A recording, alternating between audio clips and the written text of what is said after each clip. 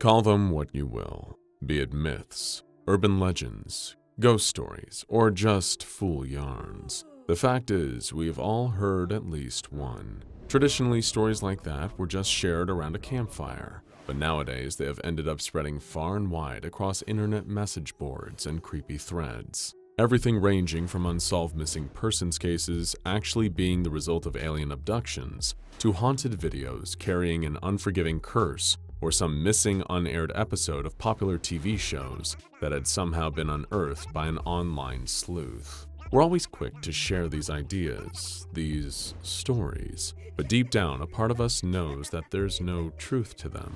Urban myths are speculation that someone has turned into a tale of terror for nothing more than to give some quick scares to whoever they tell it to. But then that person passes that tale on to someone else, and suddenly, the story had become a widespread legend with no discernible point of origin.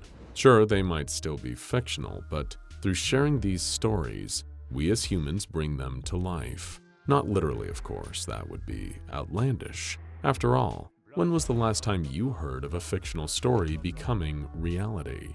Growing up with exposure and unfiltered access to the internet in the late 2000s, Paul Jacobs and his friends had been fascinated with, and admittedly pretty terrified by, the notorious legend of the Slenderman.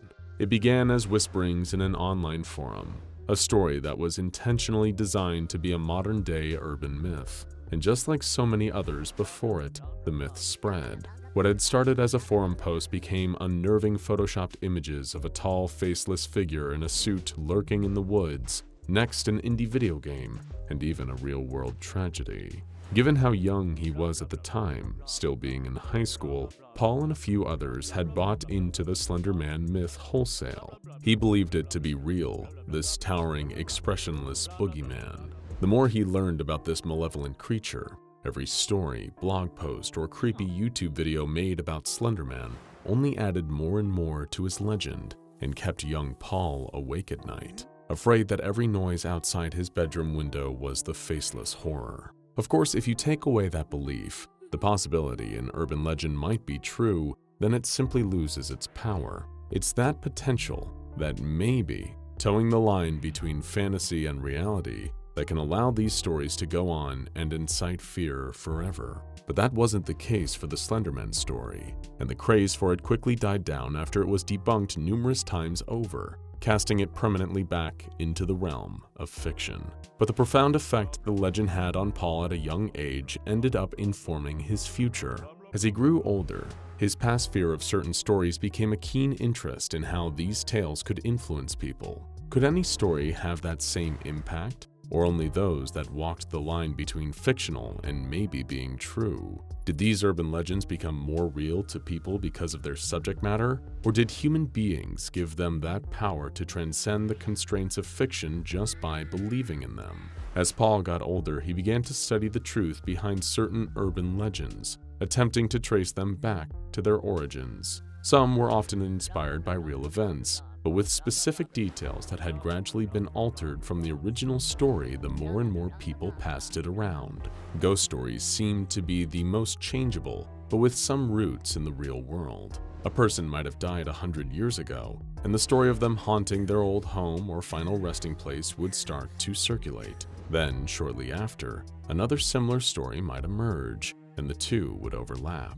Whoever was telling each story might have added or omitted certain details or combined elements of more than one tale, until what was left being passed around was neither the first story nor the second, but a hybrid of different versions from different storytellers. There was one legend that Paul felt drawn to more than others, and it was a rather obscure one to say the least. During his self-conducted research into stories of this nature, he learned about a tale that told of an ancient sect called the Davites. According to legends, some that dated so far back that they preceded almost all of recorded history, these Davites were a callous and cruel civilization. They had emerged from a book, so the story went, and sought only to wage war on other cultures and enslave their enemies. But Paul also uncovered one detail of the story that intrigued him more than any other. It referred to something known as the Eternal Text, and was regarded as some kind of deity or figure of worship by the Davites.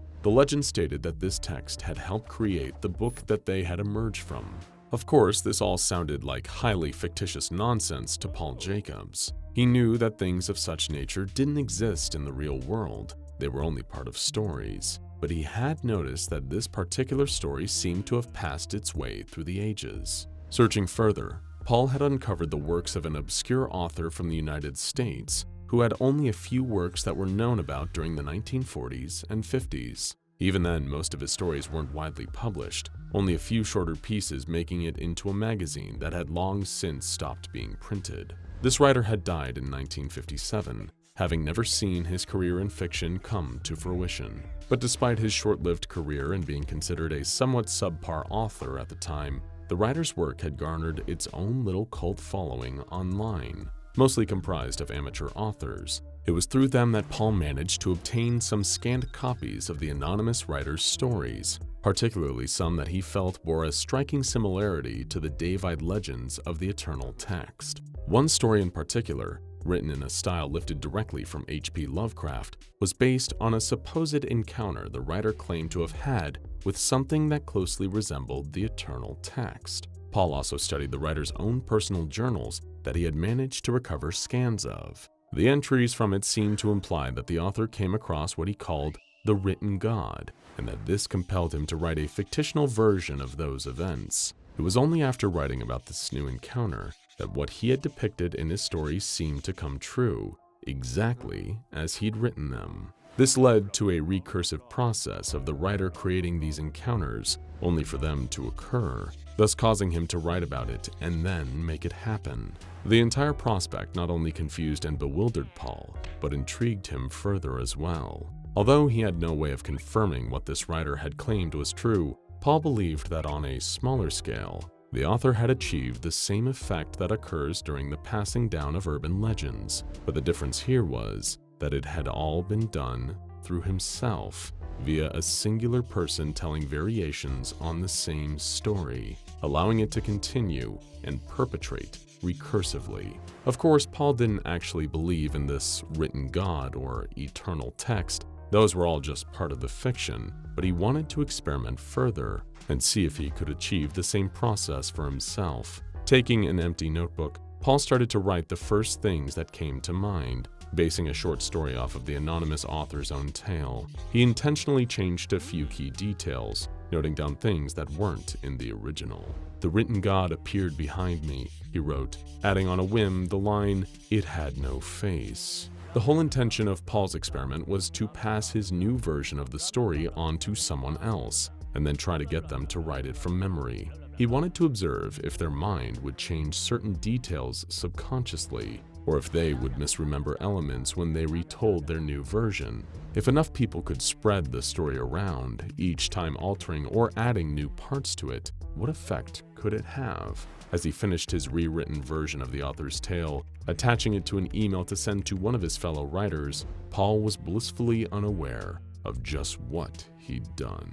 A heavy knocking rang out, somebody's fist pounding at the front door loud enough to wake him. Bleary-eyed, Paul checked the alarm clock next to his bed. It was the middle of the night. Stumbling out of bed, he staggered his way towards the repetitive noise, unsure who or what would be calling this late. Paul froze for a second, casting his mind back to the story he had written earlier. Surely not. It couldn't be right. It was just a story after all. But the author, he had described how the things he'd written had come true. There it was, that possibility that maybe, what if it was behind the door right now? Suddenly, something much heavier than a hand bashed against the wooden surface of the front door, causing it to fly open, the catch of the lock being ripped out of the wall by the force of the impact. A group of black-clad figures rushed in, one of them tackling Paul to the ground before he could even process what was happening. The weight of another person pinned him down and kept him from moving, despite his attempts at struggling free. Then the feeling of something sharp poked at the exposed skin of Paul's neck, a needle filled with, he wasn't sure. All he really knew right now was how dizzy he was. Unable to stop himself from slipping away, the sedative quickly put Paul back to sleep as the agents filed into his home. The floor he woke up on was freezing cold. Blinking his heavy eyelids until they opened again, Paul did his best to stand. His head was still spinning, making it hard to keep his feet still, and to make matters worse, the room around him was hardly lit. Only a few low fluorescents dimly illuminated the tiny space. Mr. Jacobs, A voice boomed over a crackly intercom, the pitch lowered to distort it further. we need you to answer a few questions for us. What? Paul responded in confusion. Where did you first learn about SCP-582? The voice questioned, barely giving Paul a moment to think. About what? What's an SCP? He asked back. You wrote a story earlier today, correct? Boomed the unseen speaker. Meekly, Paul nodded his head. We monitor online activity for any mentions of SCP-582, or anything using any of its known aliases. You mean that written God eternal text thing? Paul replied, catching on to what the voice had been referring to. I read about it in some stories by this old author. He died ages ago. Most of his work is pretty niche. It's actually hard to track down. Enough! The voice interjected bluntly. When did you specify SCP-582 would manifest? Manifest? He raised an eyebrow, confused again. It was just a story. That's what I was doing. I was examining stories and how they change when they get passed on. Mr. Jacobs. It sounded as though the voice had shifted. Still distorted, but now calmer, more collected. Somebody else was speaking. It is important you answer our questions. Your life could be very well in danger. Now, do you remember when you wrote that SCP-582, when it was going to appear? What do you mean, in danger? Paul retorted in a panic. Who the heck even are you people? Calm down, Mr. Jacobs. He looked down to see his hands were trembling, suddenly aware of the sweat coating his forehead. Paul took a series of deep breaths, trying to collect himself. I don't remember, he sighed, his voice now shaking as much as the rest of him was. What about a location? The voice pressed him. Can you tell us where it's going to appear?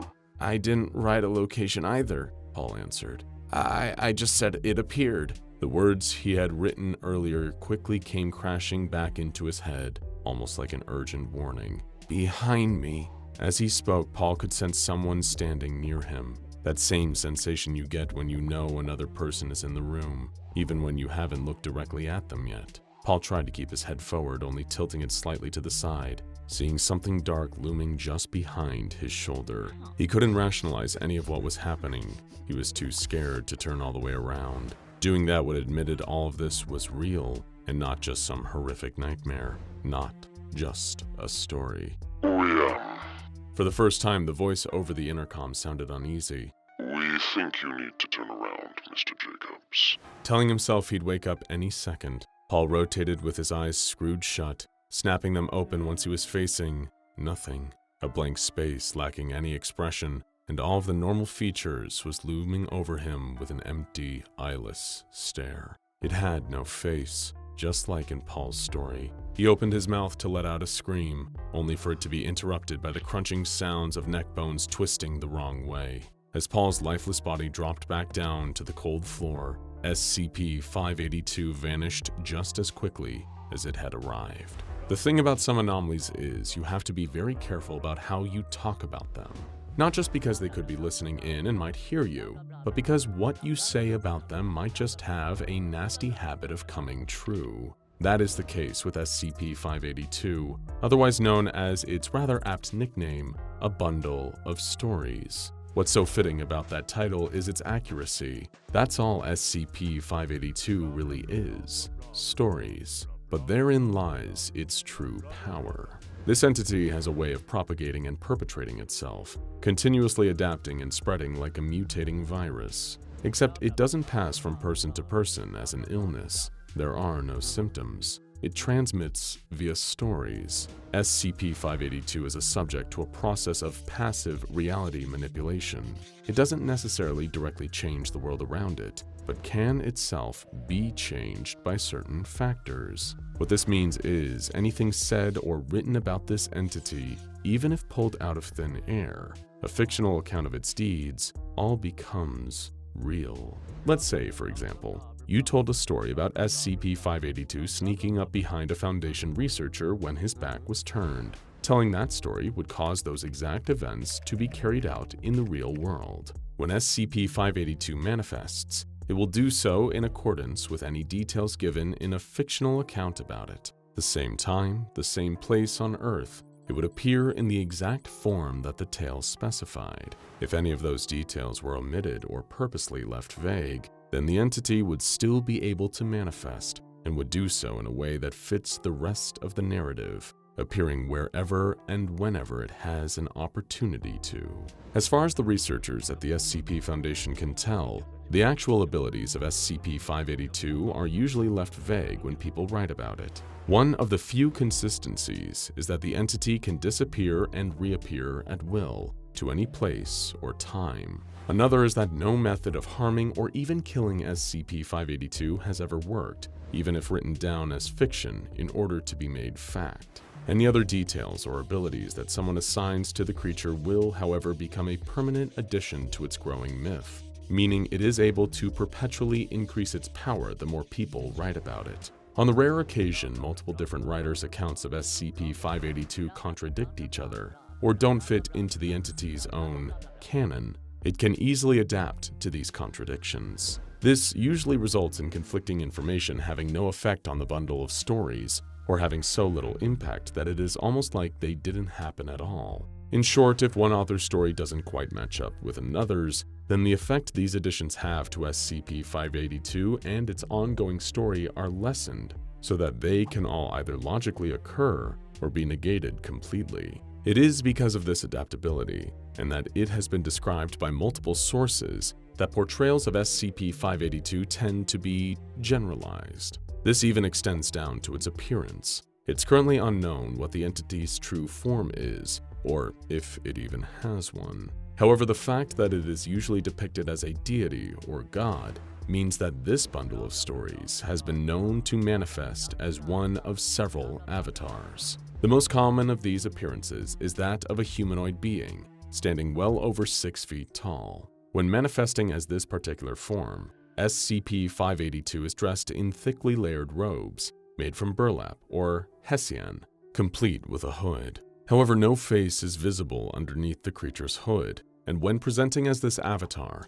it is often described as carrying sacks of unknown contents, sometimes even appearing to bleed heavily.